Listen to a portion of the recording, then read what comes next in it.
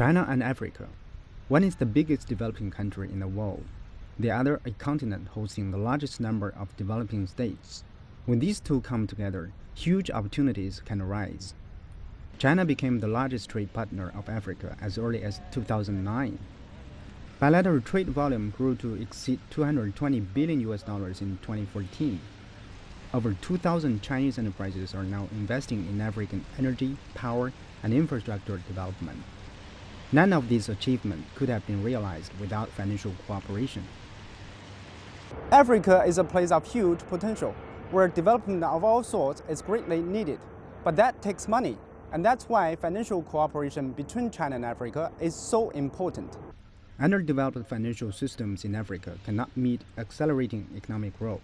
Many Chinese financial institutions are taking the opportunity to offer some support. In 2008, ICBC spent $5 billion acquiring 20% of shares from Standard Bank Group, which is the largest bank in Africa. This was the largest financial investment made by Chinese banks overseas. The strategic cooperation between these two banks plays an important role in promoting the expansion of Chinese companies in Africa and providing financial support for bilateral trade.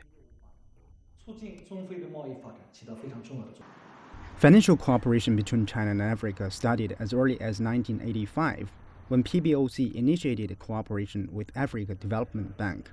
China became the largest lender to African countries in 2010, exceeding even the World Bank. Early this year, the Chinese Central Bank also signed an agreement on currency swap of 300 billion yuan with South African Reserve Bank. China Construction Bank opened its second branch in South Africa this September. During the African Investment Summit held in 2013, China Exim Bank said China will provide up to $1 trillion of financing for African countries by 2025. But Chinese financial institutions are not just providing money. They are also exploring which are most efficient areas for their financial investments.